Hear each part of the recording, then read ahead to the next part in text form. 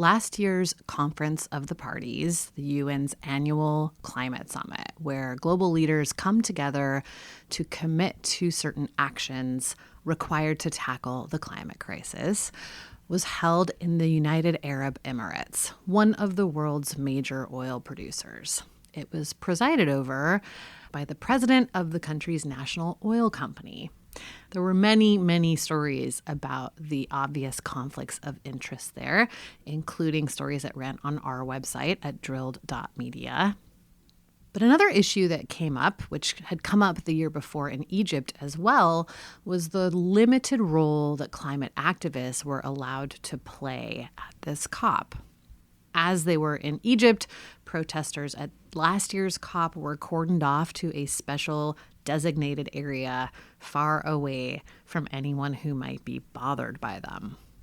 One young protester managed to bust into the main proceedings and make a bit of a fuss, but otherwise protesters were largely unseen.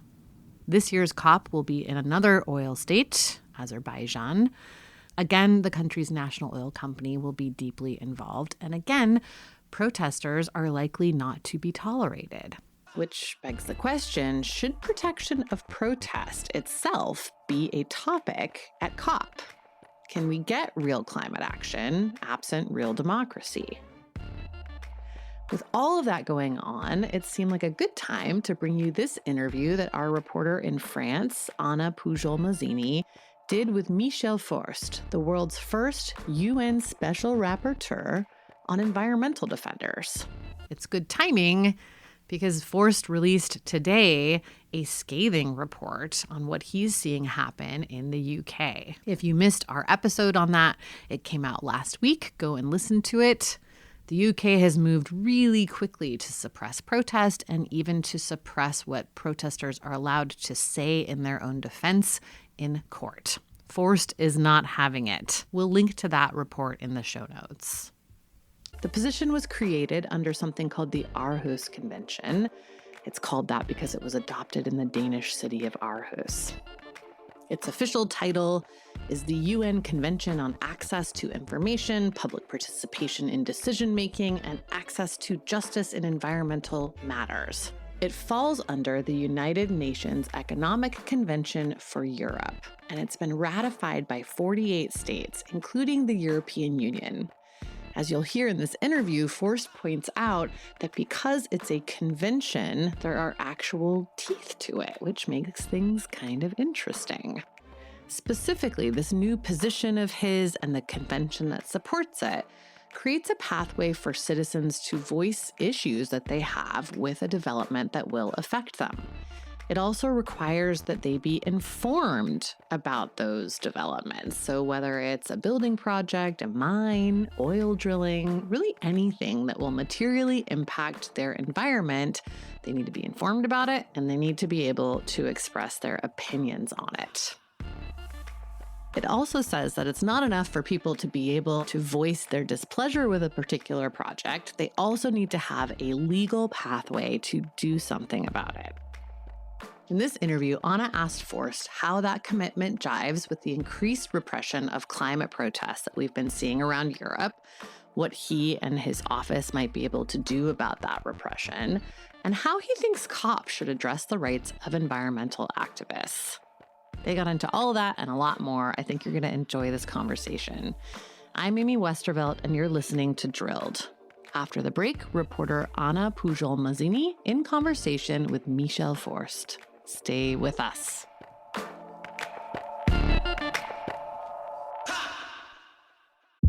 It's Wednesday, Adams. I see you're trying to distract yourself from your own banal thoughts. Let me help. Here's a recording thing made of my latest root canal.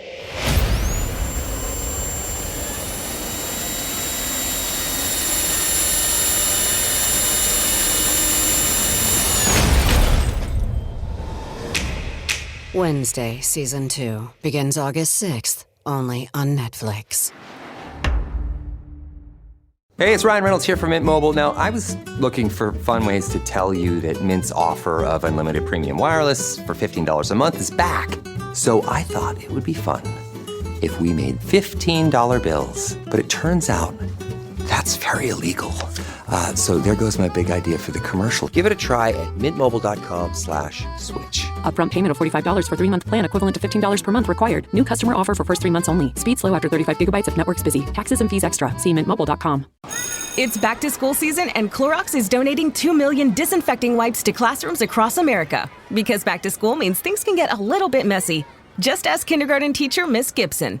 Give me just one Clorox wipe and I'm ready for glitter glue, exploded lunchbox yogurt, peanut butter handprints, runny noses, picking noses, rubbing noses. Touching noses. Thank you, Edward. Ooh, nap mats and lockers and tissue boxes. And Clorox scissors. disinfecting wipes. Teacher's #1 wipe. Clean feels good. Based on unit sales data. Hello, Michel Forst. Thank you so much for taking the time for this interview. So could you start by introducing yourself and telling me a bit more about your role as Special Rapporteur? Yes, so thank you for the invitation. As you know, I've been recently appointed to a new mandate, which has been created by states that are party to the Aarhus Convention, which is a very interesting convention ratified by 48 states, including the EU.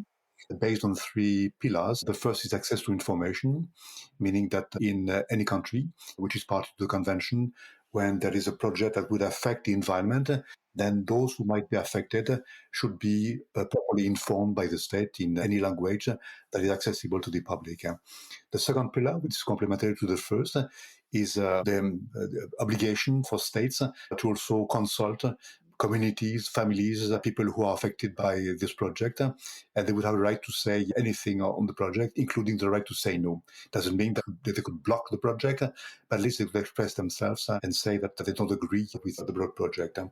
And the last pillar, which is very relevant for the time being, is access to justice, access to environmental justice, meaning that people have a right to go to court and then to challenge any decision made by the state or the company when it affects their environment. So the mandate is mostly directed to countries that are party to the Aarhus Convention. But the beauty of the mandate, if I may say so, is that when it comes to companies that operate abroad, like companies doing extractive industries or anything that vein, and they have their headquarters in one of the countries which is party to our convention and operate abroad, and then would do harm to defenders abroad, like a company based in Madrid, working on palm oil and working in Peru or Colombia, and then deforesting, affecting communities, indigenous people, then those defenders could have an access to my mandate, and then they would speak not to the state, but to the company itself. So we have plenty of cases currently coming to the mandate from Africa, from Latin America, and also from Asia, involving companies that are based in France, in UK, in Switzerland, Norway, other countries. So that's a very new mandate, very interesting, and we need to promote the mandate because most of the defenders, most of the climate activists or environmental defenders don't even know that they are defenders and that there are currently mechanisms that could support them or defend them when they are currently facing threats. And the reason why states have decided to create this new mandate is precisely because they see that in many parts of the world, those who are the most targeted, the most under pressure, are climate activists. And of course, you know the data provided by Global Witness and Frontline Defenders and others. And you see that currently it's only the tip of the iceberg. So you're the first rapporteur for the protection of environmental defenders, and the position was only created last year. But as you say, we know that climate and land defenders have been criminalized and even killed for decades. So could you talk a bit more about what prompted the creation of this role at this particular time? As I said, precisely because the states party to the convention have been made aware of the need to do more. So there is a strong component on prevention in my mandate, and I'm trying to develop with my team, also with the support of lawyers and NGOs, new measures to prevent those attacks to occur.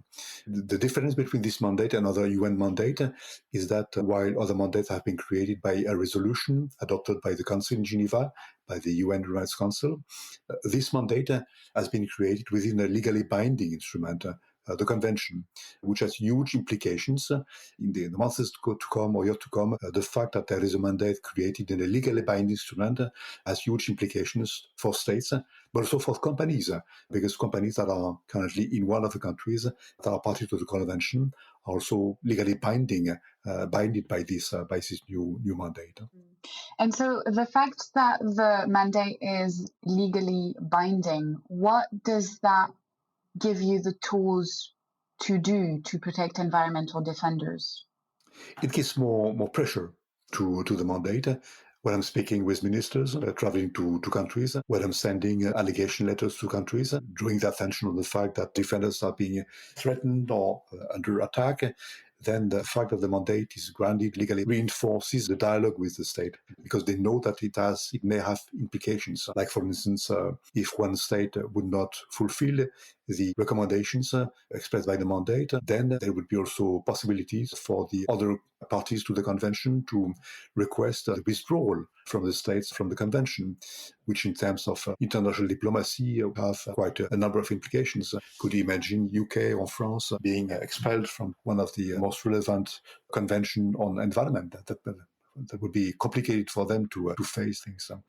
And similarly, the fact that we are currently in Europe adopting new measures, new legally binding instruments like the new due diligence directive would also have implications for companies that are based in Europe, and state would have the obligations to oversee the behavior of companies operating abroad, like Total Energy in France, or like companies from UK or from other countries operating abroad. So it's too early now to say, but I'm confident that the more we develop together with lawyers the methods of work, and we will see the results in a number of states.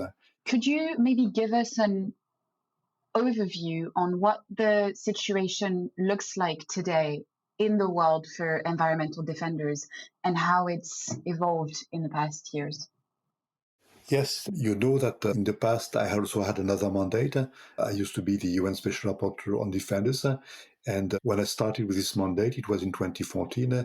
I invited hundreds of defenders to meet with me in broad consultations in all 5 continents. And I was struck by the fact that the people that came to me that were the most at risk were precisely environmental defenders. And that's why I decided to develop and to present a report in 2016 to the UN Human Council on environmental defenders to say to state that's the situation that you are facing, and why is it that you don't respond properly to the needs expressed by those defenders. You have created mechanisms, tools to protect them, but nonetheless we see that there is an increasing number of killings of those defenders. And then states under the leadership of Norway decided to adopt a new resolution on environmental defenders, which were adopted a couple of years later. And it was a way to pave the way for other states and for the EU and for the Lifeline project to create new tools, new modalities to protect environmental defenders. But nonetheless, we see that the situation is quite complicated now. And that's why, having this new mandate, I'm trying to do the same, that is to organize consultations. But broadly, I would say that the situation has not improved. And it's sort of like a battle in which you see that the more effective the tools are to protect defenders, and the more difficult the situation is becoming, because states are developing, companies are developing new forms of insidious attacks against environmental defenders and climate activists. So when you're talking about the situation getting worse for environmental activists and states and other actors developing new tools, could you talk a bit more about what that looks like? Yes, I mean, if you read the reports by Global Witness, they would tell you the data of killings or attacks against defenders is increasing now. It's not diminishing, despite the fact that we have developed new measures and new forms of attacks. Insidious attacks have been developed by state using different forms of criminalization, campaigns of vilification against climate activists and environmental defenders, new forms of attacks using like anti-terrorist laws to target those who are simply going to the street to protest against the inaction of states on climate. And that's something which unfortunately it works, in fact. And you see that the reaction of the public to those new forms of mobilizations is not a big support. Absolutely. I mean, I've heard you talk in other interviews about also the this sort of battle of narratives and the violence, particularly in France, that's used by the government and the media against environmental activists.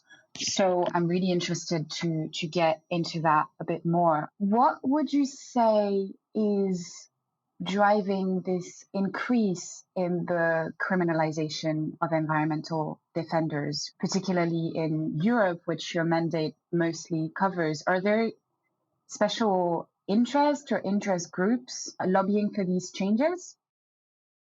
You know, when I was appointed in 22, in fact, I started in October 22, I decided to travel to EU countries just to present the mandate because it's not well known and we need to promote the mandate. And I've been invited to quite a number of EU capitals to meet with governments, meeting with ministers, trying to seek support, but also political backing and sometimes funding for the mandate. And at each and every occasion, traveling to those countries, I've been also inviting climate activists and defenders to come to me, to meet with me.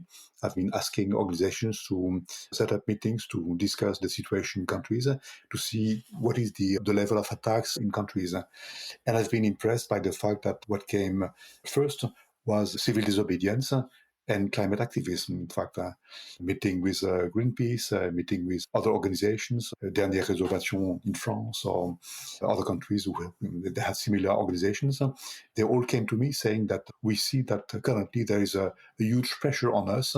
The judicial system does not respond adequately, properly to our needs. We are sentenced to more and more heavy fines or penalties or prison fines. We are targeted by the police and sometimes very violently, like in France, but also in Germany. And we don't see a big support from the media.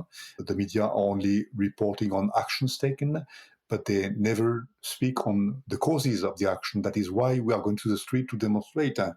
And they only say that we are blocking access to road, putting in danger other people's, blocking the access to hospitals, which is not true, blocking access to airports, but they don't report properly on why we as climate activists go to the street to claim for a better response from the state on what we see currently and daily, the increasing climate crisis and biodiversity crisis. And that's why I've decided to organize, that was in July, a first meeting inviting 27 climate activists from 17 countries to meet with me one day. And the idea was to share information and to hear different experiences coming from different countries. I also invited their lawyers, to come to the meeting and to explain why they have been not able to provide a very effective support to these climate activists. And the idea of this first workshop was to prepare sort of a guidance tool for states to see whether or not we could find a sort of harmonization inside EU countries on how states are responding to the new form of mobilization. Because what we currently see is that what happens in France is different from what happens in Germany or UK or in Norway or Switzerland, which is not part of the EU, but we had someone also from Switzerland. And even in countries, we see that the response coming from the judicial system is not the same. If you demonstrate in Paris or in Toulouse or in Bordeaux, then if you are brought to justice, you go to court and you receive different sentences from the court. The same judicial system doesn't have a sort of harmonization of the response to climate activism. I've also been monitoring trials in courts in different countries to see how the judges would respond to the needs expressed by the people to explain the causes of the action and to use also the criminal code in different ways. And to be honest, I'm really struck by the fact that the judges don't really respond to the needs. In some countries, like in France or Switzerland, or Germany or Norway, then you see that judges would decide to sentence, but nonetheless to lift the sentence, expressing that they have understood the cause and why people have decided to break the law conscientiously for the cause.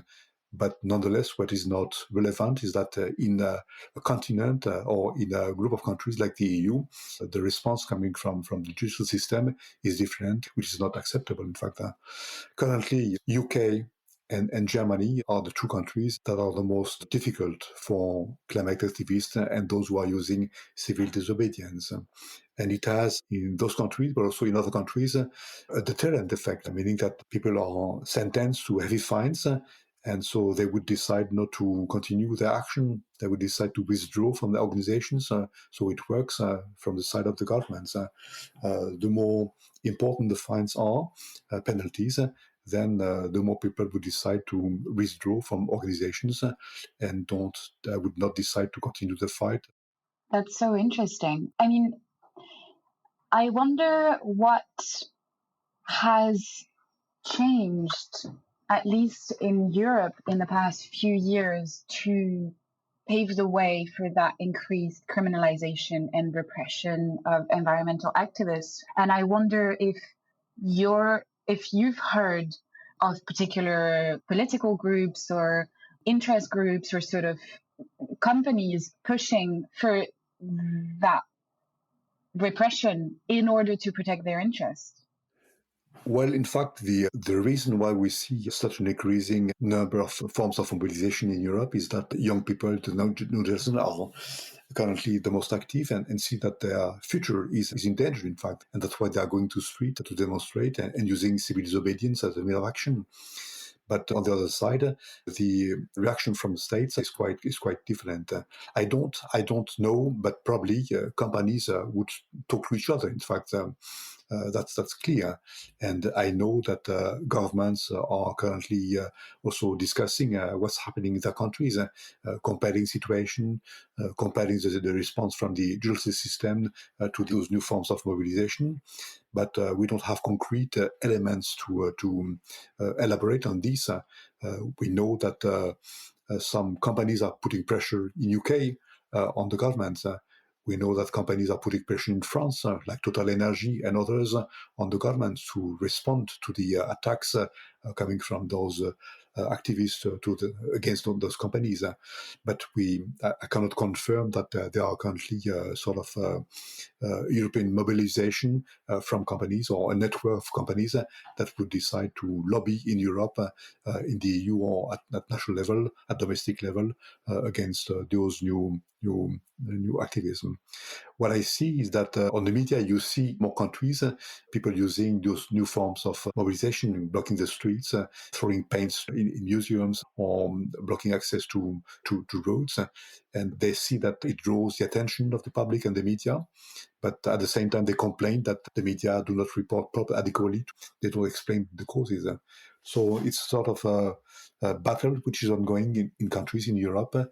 And we need to monitor, and that's the role that the mandate has, to monitor the situation and then to report back to states and to provide guidance to states to better respond. In my workshop in Paris in July, I also invited a few activists coming from outside the EU to see whether or not it's limited in the EU. And in fact, we had people coming from Georgia, for instance, or from Serbia, which are not party to the EU, but close to the EU. And those countries would tell us that it's not the case in their countries, in fact. So currently, that's very limited to EU countries, in fact. So we need to understand why. So when you say this seems to be limited to EU countries, is that the civil disobedience techniques, or is that the sort of repressive strategies used by states, or both?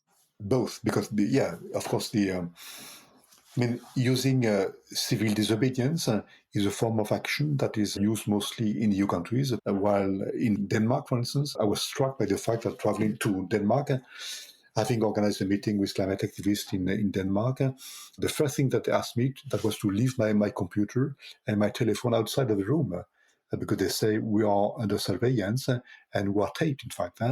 And that's the first time for many years that I've seen that in Europe. In fact, people asking me to put my telephone outside of the room.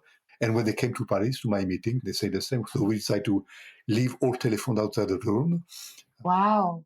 And so I find it so interesting. Norway, being a country which is also seeing a lot of climate activism and a lot of civil disobedience, but not as heavy-handed a response to it. Would you say that's currently the country that's best respecting the rights of environmental defenders within your mandate? I would say yes, but it needs to be confirmed. It was only a workshop. I've also been traveling to Norway to also meet with them, and I was struck by the fact that the situation is quite different from other countries in the EU. But that needs to be confirmed by a more comprehensive analysis. Huh? And that's why I also have requested the Fundamental Rights Agency, the FRA, based in Vienna. They are doing studies to study the legal systems in many countries. And then they are also doing interviews with beneficiaries to see whether or not the law is respected in countries. So current FRA would also be looking at the current state of legislations in EU countries on civil disobedience to see whether there was a need to harmonize legislations. This is interesting because it's one of the agencies that reports to the EU, to the Council, to the Commission, and to the Parliament, in fact. And the role is to guide also the EU institutions on how to put pressure on states to better respect the Charter, in fact. So a study coming from the FRA would also be a way to complement my own empiric analysis of the situation, a more scientific observation of what's happening in EU countries. So since your office was created almost a year ago now, what are some of the complaints that you've received? Do you have sort of figures? Do you have examples of the complaints people come to you with? The practice is that with UN special rapporteurs, the communications are kept confidential until they become public, in fact. So when I receive a complaint or a communication coming from a defender, then I'm discussing with the staff who are looking to receiving additional information. We double-check information to make sure that we are not manipulated and that the mandate is relevant. And then when we are sure that the complaint is relevant for the mandate, then we send an official communication to the state. And state has 60 days to reply to my communication in writing. And then my communication and the response of the state becomes public on the website. So if you go to the website of my mandate, you will see a few public communications. The idea of those communications is to prevent other attacks to occur. That is, if we deal with an attack, then the state have a duty not to duplicate or to repeat the attacks to communities.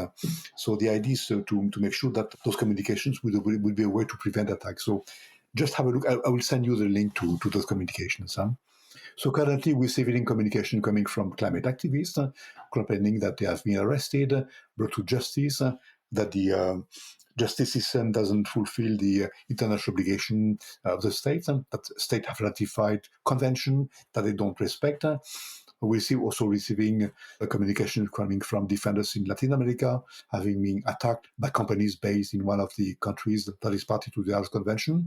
So we are currently, discussing with states, discussing with companies on how we should follow up on those communications to make sure that things will not happen and not be worse for defenders. So different types of communications. We have also cases like in the Balkans or Central Asia of broad communiques claiming that their rights to be properly consulted or to be heard has not been respected by the state. And when it's come to big projects like megadams, we have a case of a megadam in one country in Central Asia, and then communities have been affected. So it's more a sort of a more broad communication coming from a group of defenders rather than a communication coming from one single individual. For the people who will be listening to the podcast, what are some of the cases that you're now allowed to talk about? I would have a few cases of climate activists, for instance, like the ones in France. There was a case of a journalist who had been accused of taking part to an action and then being assimilated to people who were using civil disobedience, because he was a journalist, and then he was arrested by the police. And then after my letter was sent to the government, then the government decided to lift the charges against him. So that's one of the cases. There's a big question, I think, surrounding the impact that your office can have. And as you say you can work with countries that have signed the convention, or when companies that are headquarters in countries that have signed the convention work in other countries. So since the brunt of the violence occurs in countries outside of Europe, and especially against indigenous communities, and since the US and Canada, which are home to a lot of ecocidal multinationals, are not part of the convention, how can your office ensure the protection of these environmental defenders? And so what can you do, if anything, with regards to nations that are not part of the convention, or with regards to multinational companies? That's precisely one of the limitation of the mandate, in fact. When companies based in Canada or in China or in Russia or in the US and are doing harm to defenders, to communities, to indigenous people, I can do nothing. When I receive a complaint coming from them because they think that my mandate would be relevant, then I'm simply forwarding the communication to other mandate holders, and we have a good level of communication with other rapporteurs. I would also report and will forward the information to the secretary of the Escazú Agreement, which is similar to the Aarhus Convention, but relevant for the Americas. I would also decide to forward the information received to the African Rapporteur on defenders. So we have a network of defenders, and if I'm not able to take a case, then I would refer back the case to other rapporteurs. And similarly, some of them would decide to put pressure on states to do joint communication with me. And I could also decide to do a joint communication to a state with the Commissioner for Human Rights of the Council of Europe. And she also, at many occasions, refers cases to me because she's traveling a lot to countries inside the Council of Europe. And when she sees that she's approached by communities or defenders, then she said, there is a mandate which is relevant to you, and I will refer the case to you. And then the staff are communicating on the case. You talk very quickly about the difference between the Aarhus Convention and the Escazú Agreement. Both are international agreements. They are based on the same pillars, the three pillars: access to information, public participation, access to environmental justice. So we have the same grounds, in fact, the main basis. But the main difference is that the Aarhus Convention is a universal convention, meaning that all states outside of Europe could also ratify the convention, which is the case for one country in Africa. Guinea-Bissau has decided to join the Aarhus Convention. We are currently also discussing with other countries in Africa to join the convention, while the Escazú Agreement is a regional agreement, only for Latin America, or for the Americas as a whole, in fact. And the other difference is that although the two agreements and convention have also a strong component on the protection of defenders, the Aarhus Convention has decided to establish a mandate of a social rapporteur, while it's not the case for the Escazú Agreement. And currently, we are discussing with the Escazú Agreement Secretariat, which is based in Chile. They monitor the way this mandate is effective or not, and then they may also decide to establish a regional mandate under the Escazú Agreement to also promote and protect defenders in the region. So that's more or less the main difference, but we are working, in fact, very closely together. You've talked a bit about the climate activist tactics of civil disobedience in the Europe region. And so I think a big question is the question of nonviolence, right? So according to the convention, environmental defenders are only protected if they are nonviolent. But given the climate emergency and the lack of impact that peaceful protests have had in the past decades, we can see that the methods of environmental activists are evolving to sometimes include sabotage and material destruction. We're also increasingly seeing states and the media portray these activists as violent and dangerous, even in cases where that's not true. So how do you ensure those activists are protected, and what level of material violence is considered legitimate? How do you handle the increasing use of sabotage as a necessary strategy to stop ecocidal projects? Yes, you're right. And the question of violence is at the heart of the mandate with the UN, in fact. That's a question which has been debated since decades by the UN and by member states. And you know that in 1998, states at the UN have decided to adopt a UN declaration on human rights defenders, and precisely the clause of violence was very largely discussed by states when adopting this declaration, and can only be recognized as a defender someone who is not using violence. And in my past mandate, I've been at many occasions confronted by the decision: is that violence or not? And it's each time an ad hoc decision, a case-by-case decision. And for me, since I've been working on defenders for so many years, together with the staff, we have adopted a clear definition of violence. Violence cannot be against persons or against individuals.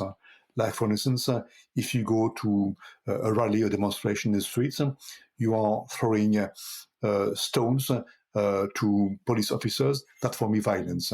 Those people are excluded from protection. They are throwing Molotov cocktails to buildings, or that's for me violence. I could not recognize. I mean, I don't challenge the legitimacy of the cause, but they are not recognized by me as being human rights defenders. Someone who is responding to the violence by police, that's something which is different. If you are in a demonstration and you are all of a sudden surrounded by police officers that would decide to beat you violently, and you would defend yourself, in fact, kick the knee of the police, or defending yourself, that for me is not violence, in fact. That's self-defense, and those people could be recognized as being defenders. So that's the limitation in terms of physical violence, in fact. When it comes to violence to property, I have also a very different approach. I would not take as defender someone who is deliberately using sabotage as a form of action. For me, that's clearly a limitation, but which is something really complicated to describe. That's private property. If you would break the door of a private property to do a civil disobedience activity, then for me that would not be violence. In fact, that would be a way to simply open the door to, in a symbolic place, doing an action which will respond to the definition of civil disobedience. So trespassing or breaking down a door to get to private property to protest against a project in a symbolic way is not considered violence, but because you are not destroying. In fact, you are not destroying you are trespassing. In fact, you are destroying the door, maybe, or the barrier. But then you enter a field or a place in which you decide to publicly using civil disobedience, but it's not violence for me. While destroying a property, like destroying a basin, like in France, that for me is not. I mean, I would not say it's not acceptable, but those people could not be recognized as being defenders, in fact. Okay, so in this particular case, so if you're mentioning the mega basins and the water defenders in France, so those activists who purposely decide to sabotage the installation of a basin, they don't come under your mandate. No, clearly no. How do you come to that conclusion? Is that something that you're sort of still thinking about and that could be evolving at some point, given the lack of climate action through peaceful means? Like, is sabotage always out of question? As I said, we are monitoring on a case-by-case discussion with the staff. But for the time being, what we call sabotage is something which is not permitted under the mandate. In that, I would not admit. But of course, we could further discuss with the staff. We will see the forms of action, the new forms of action taken by activists. But for me, that's clearly currently a strong barrier, and I don't want to currently enter in a discussion with those groups to discuss the validity or legitimacy of sabotage. That would be too complicated for me. I need to be careful because that's a new mandate, in fact. So I don't want to hamper the development of the mandate by taking to prematurely decisions that would then have an impact, and the state would decide to abolish the mandate because they would see that I'm going too far, and I'm also boundaries. In fact, the boundaries are created by the resolution that creates my mandate in 2021 when the mandate was created. So my role is to explore, if I may say so, the boundaries of the mandate, but not to overlap the boundaries, in fact. So exploring, meaning also being able to expand progressively the boundaries. But if I'm going too fast, then I see the danger that state would decide, it's too dangerous, then we abolish the mandate, which would be a disaster for climate activists, in fact. It's probably a question that you're dealing with on a near daily basis, which would be like, how can I include as many environmental activists as I can to protect as many of them without antagonizing states and multinational companies who might be putting pressure on states and make my mandate irrelevant, right? Yeah. So if you take the case in France that we described, the case of the journalist, you know the case, in fact. There was a group of activists that enter, I don't know the English term, where they store grains. Grain silo. Yeah, they broke the door, they enter the building, and they opened a sack of grain, and the grain, came to the floor, but nothing, they did not destroy. It wasn't sabotage. In fact, they simply wanted to show that those grains are genetic grains, dangerous for the future, and that's what they did, in fact. Simply that. They did not decide to burn the grains, but simply to open the sack to show what was, in fact, the purpose of the action. And for me, the breaking the door, opening the sack was not, for me, violence, in fact. It was a way for them to express their form of action, in fact. Okay. Even though that could technically be considered, material destruction. Yeah, and the company decided to sue the activist precisely because they say that it was destruction of private property. But if I'd been invited to the court, I would have explained what is civil disobedience. And my concern is that, in fact, the courts do not really understand what is civil disobedience. What are the tactics being used against environmental defenders? I heard you mention in an interview with French media Blast that police forces seem to be copying one another's methods in dealing with climate protest. Could you expand on that? Yes, that's something which is empiric. In fact, I don't have evidences on this. But when I see simply the images on TV of police forces using the same techniques that are working in one country and then copy-pasted in other countries, I see that, in fact, there is a discussion with the police. France is the country which had the most violent response by the police compared to other countries in Europe. But if you see, remember what they call in Germany this penguin Handgriff, in fact. Okay, that's when police officers twist the wrist of activists? Like penguins, in fact. Okay, yeah, okay. Yeah, so they twist the arm. It's very painful, in fact. For me, it amounts to torture, in fact. That's very dangerous and very effective because people, the young people who are drawn by the police outside the demonstration say it's too dangerous, it's too painful to me. I would not do that again, in fact. So the punishment is effective, in fact. And it has been developed in Germany. And then you see that in other countries, they are using the same technique to simply take people out of the street where they block access to airports. They use the same technique. So I would say that there is a form of not duplication, but police officers know pretty well what is working in other countries. Fortunately, they don't copy-paste what's happening in France, in fact, because that would be too dangerous for other EU countries, in fact. Using tear gas, beating violently innocent people who are simply not even taking part to demonstration, but simply being in the street and like tourists or simply observing a demonstration. That's something which is, for me, horrendous. What we're seeing now in our reporting is that climate activists have always been targeted for, decades. They've been targeted by states and interest groups and companies every time they've tried to stop or prevent more climate damage. But what we seem to be seeing now is that a lot of Western countries that are considered democracies are also clamping down on climate activism. And I'm wondering, to what extent do you think that clampdowns on climate activism in Western countries give license to people seeking to restrict environmental activism in places with histories of human rights abuse and poor systems of accountability? Yeah, that's for me one of the biggest problems that we have to face with the French government. In fact, the problem is the coherence between international action of the French government and what's happening at domestic level. In fact, we see that France and the development AFD are putting huge money to support activists and defenders and civic space in many countries, asking their embassies in countries also to invite defenders and activists to meet with them. They provide funding also to to groups in those countries. But at the same time, at domestic level, they are treating people who are going to the street in a very violent way. So it's not, in fact, coherent.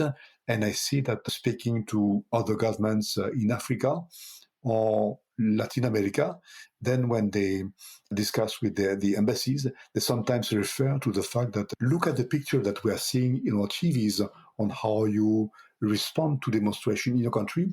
Why are you criticizing us, in fact? And that's something which has also an impact on the image of a country like France at international level. And that could also explain why in some countries we see a strong resistance, a strong reaction against France. And I'm also looking at how Putin or other dictators are also referring to a situation in France to simply say what's happening in our country is not different from what's happening in France. So you see that it has also an impact. And I remember Putin also with a smile discussing with Macron on the fact that when the yellow vests were demonstrating in France, I was saying, look at how you respond and are you criticizing us? In fact, of course, they are not killing defenders in France, but at the same time, they are using also very severe forms of violence. Yeah, I mean, that's fascinating and terrifying at the same time. I remember I had in the past a discussion with the French ambassador to Honduras. I don't want to give the name or the period, in fact, but it was when I was in my mandate between 2014 and 2020, in fact, traveling to Honduras and discussing with the ambassador. That is likely what he said. In fact, at the time, there was a very violent demonstration in Honduras. And when he tried to explain to the Minister of Interior, Home Affairs, that sometimes the police should behave differently, then immediately there was a response from the minister to the ambassador saying, guy, look at what's happening in France. Wow. Yeah, that had to hurt. So on the repression, and again, I'm thinking particularly about what happened in France after Sainte-Soline. Your statements on the use of force by police have been very strong-worded. I was, in fact, surprised by how strong-worded they were for an office linked to the UN. And how effective do you think the condemnation of UN bodies and special rapporteurs can really be in thwarting injustice? How much of a deterrent can it really be if there's no sort of enforcement mechanisms or actual punishment to go with it? First, I would say that my reaction was very strong, but I was not the only one having this reaction coming from international organizations. We had a similar reaction coming from the Commission for Human Rights of the Council of Europe, also condemning police violence, the response of the police. You also had a statement by the new UN High Commissioner for Human Rights on France at the opening of one of the sessions of the Council, using the same strong words against, not against, but to point out the fact that France was one of the countries which is currently the most violent against people who are trying to demonstrate. So I was not alone. It was like we had discussions with the UN on how to react, and other rapporteurs also sent a formal communication to France, a group of rapporteurs, which is public also, condemning the violent response by the police of demonstrations in Sainte-Soline. So It was like a sort of a joint action by different organizations to put pressure on France. So you could say that it doesn't work. In fact, if you read the response by the French Minister of Interior, Darmanin, saying that this guy commenting police violence from his office in New York while I'm based in Paris, in fact, and it's a sort of show-off position saying we don't care of what the UN is saying, in fact. But when you speak with the internal system, with the Ministry of Foreign Affairs, with the Ministry of Justice, you see that is an impact, in fact, because they know that at the end of the day, France will be called before the UN at different occasions. For instance, this what we call the Universal Periodic Review. It's a new mechanism at the UN by which all states have to come to the UN and to explain the situation of human rights in the country, and then they receive communication recommendations coming from other states. And France, every 4 years, has also to respond to questions coming from other countries on what's happening in France.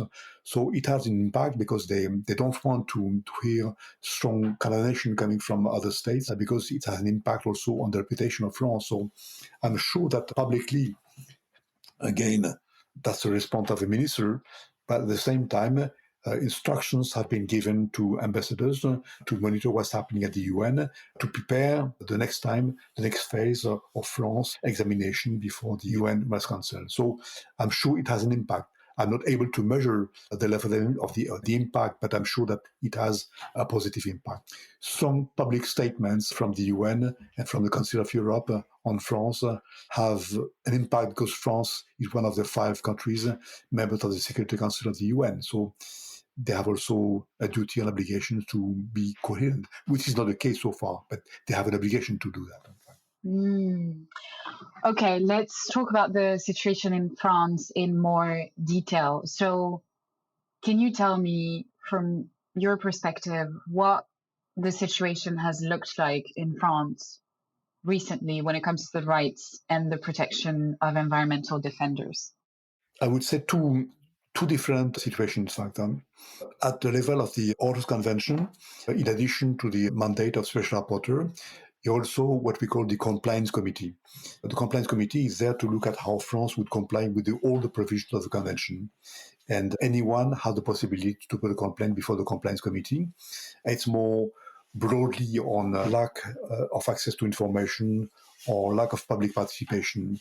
And currently, if you look at the website of the Compliance Committee, you would see that there are currently complaints being put forward by groups like France Nature Environnement, or by Greenpeace, or by others, La Fondation Daniel Mitterrand and others, against the fact that France would not comply with all provisions of the Aarhus Convention. So that's for the broad approach on how France is approaching environmental defenders in France.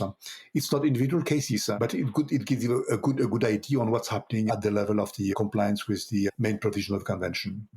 Now, to comes to activists and to defenders themselves, that is individuals or groups of individuals.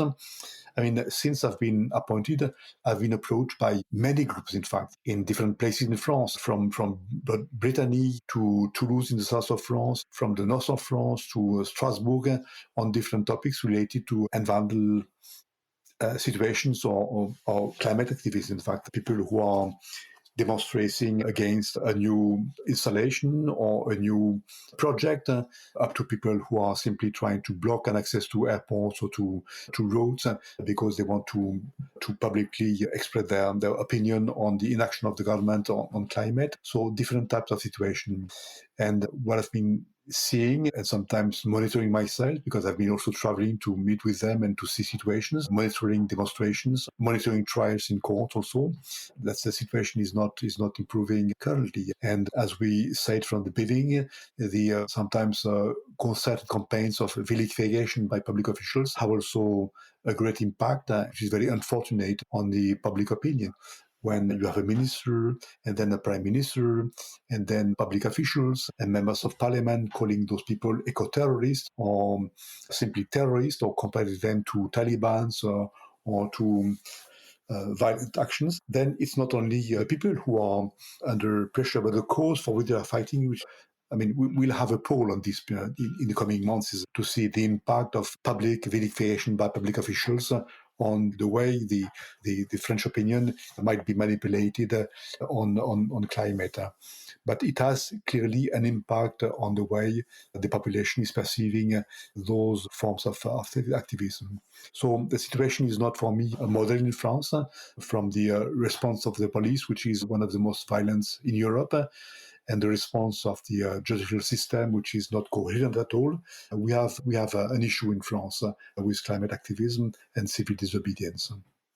And in that way, I mean, you talked about climate activists being stigmatized by the media and also by ministers, and our police force using a disproportionate amount of force on protesters. Is there a French exception in that way when it comes to the repression of climate activism? How does it compare to other countries in Europe? I mean, when it's come to campaigns of vilification or criminalization, that's not only in France. In fact, you have the same level of, if you look at Germany, I was also in Austria in a sort of official visit, and I heard one of the ministers in Austria used also the word eco-terrorist to qualify people who are simply going to the street, people who were at the time throwing paints on a monument, in fact, in Austria. But you see that in UK, that's the same. In Spain, you have the same. In Italy, you have the same. In all EU countries, those campaigns of stigmatization and vilification are also, at the same level, in fact. The main difference in France is the response of the police. But in terms of the way politicians are perceiving climate activists, we have the same problem in all countries, with the exception of Norway, again, which is not EU, but a big country in Europe. What's different about how the police responds to climate activism in France? What sets them apart? I mean, simply the level of violence. The level of violence, which is not the case in the UK, where they have a strong tradition of not being so violent, not using the same methods. In Germany, that's the case, despite the fact that in the past, the German police has been very violent, but nowadays it's different. They are, in fact, using, as we say, these new forms of violence against the demonstration, using this handgrip, as I said, but you don't have strong tear gas or beatings by the police, using also bullets against people who are demonstrating, which is unique in France and not a model for other countries. What do you think explains that? Why is the French police more violent than its neighbors? It was interesting to hear specialists discussing the difference between the French police and other police, in fact. And in the past, there has been a group established by the EU inviting police officers to come together to discuss methods of work, reaction to different forms of demonstration. And France decided not to participate to this group of discussion, simply because they say that we have our own procedures and way of doing it, and we don't want to learn from others.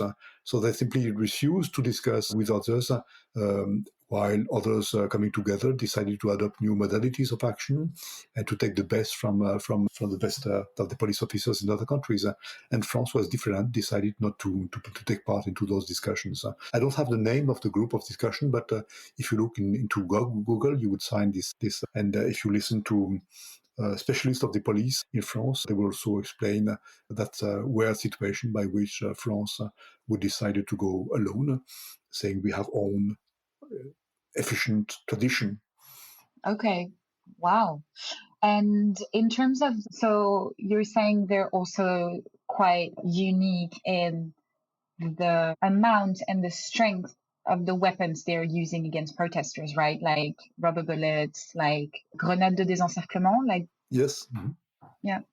Tools that they are using, which are not used at all by other governments. And those methods are used in countries in Africa, sometimes in Latin America, using sometimes lethal weapons to target demonstrators. But that's unique in Europe, and which is for not only for me but for the UN a great matter of concern.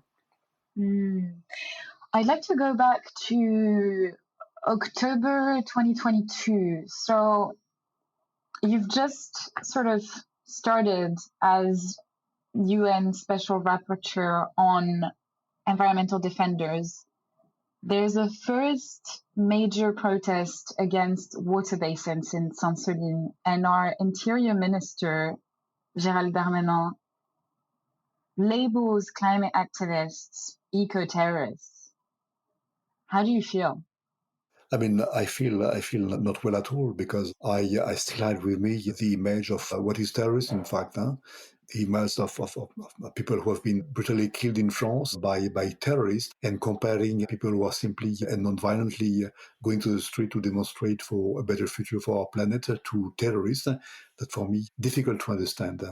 And yeah, that's a pity that, I mean, as we say in France, a minister should not say that, in fact. Right. I mean, especially you're, as a French person as well, sort of having, that memory of 2015 and actual terrorism being... Exactly. Yeah. Same when I hear other ministers of other countries comparing them to Taliban's. And if you look at the situation of Taliban's in Afghanistan and how they treat women and other people, I mean, what does it mean to compare climate activists to Taliban's? Or even, because I'm not young, but I've also heard ministers in other countries compare them to green Khmers, like in Cambodia. And Cambodia, that's a genocide. 2 million people being killed by the government, and comparing innocent people simply going to the streets non-violently to green Khmers. That's difficult rationally to understand why someone educated at the level of a minister could go public with those statements.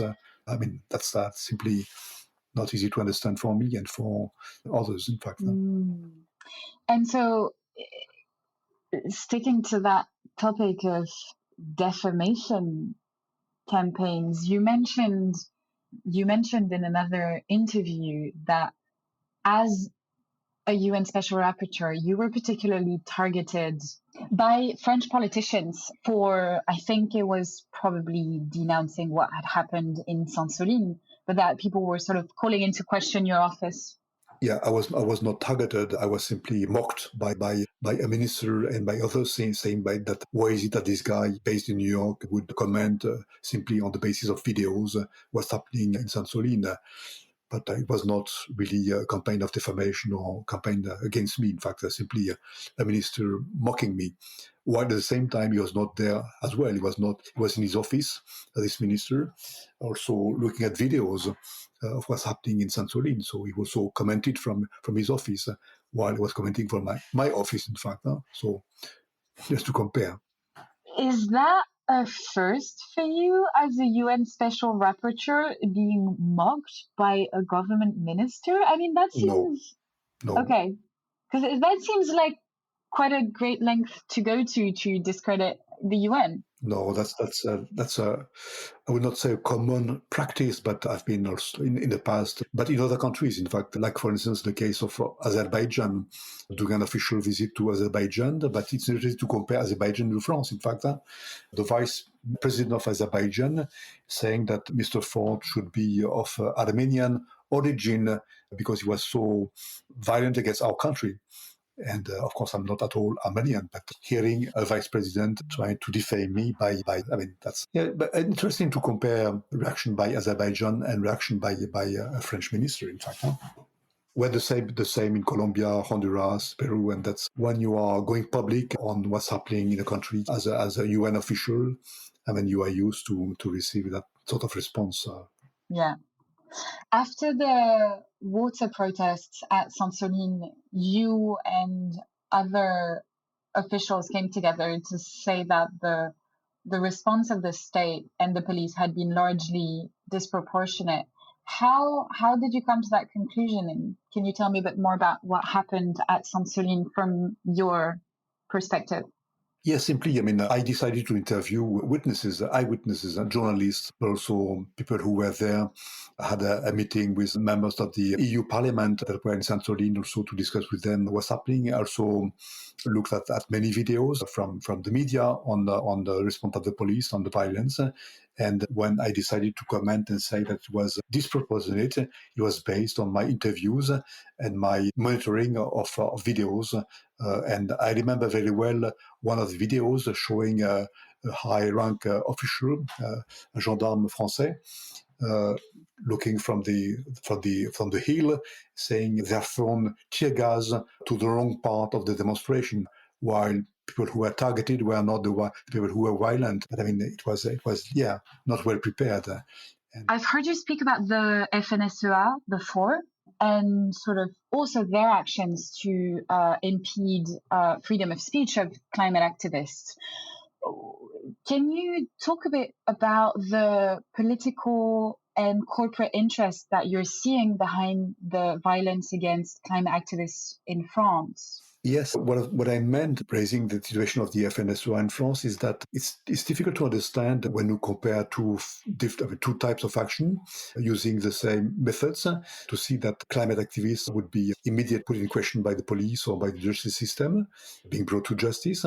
While when it comes to big interests like the FNSEA, close to the big farmers in France, everything they do, there's no consequences at all. When the FNSEA, so which is the largest sort of one of the largest unions of farmers in France, and sort of which is also protecting the interests of commercial and huge agribusiness. And they've conducted quite a lot of, they've been linked to a lot of actions in France of like attack against climate activists and journalists. But also attacks against public buildings. In fact, I would not say that I could not say that in English, but they... yeah, like launching, like sort of sending like piles of compost. Yeah. Launching piles of compounds before public officials or before public buildings, and no consequences at all. The municipality that would clean the building would clean the streets, and no consequences at all for these demonstrations, while other activists using less severe forms of action would be immediately arrested by the police and brought to justice. So the different type of comparison, that's something which is striking in a country like France. I could not say that from other countries because I'll be able to monitor that in other countries.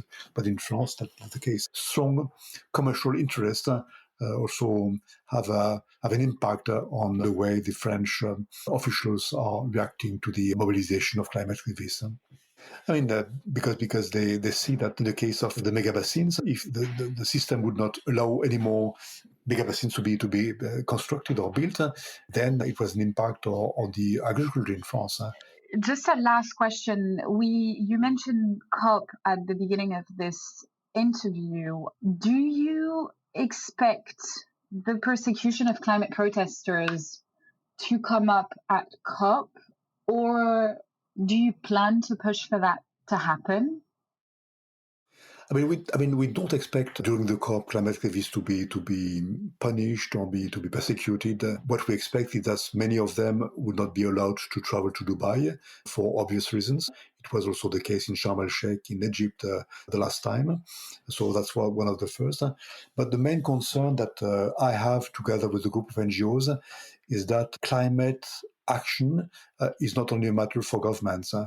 And it should be also a matter of discussion with the population, and especially those who are affected by climate change. And although we see that in many countries in Europe, organizations are invited to discuss with the government on the negotiation upcoming to during the COP, it's not the case for many countries, in fact.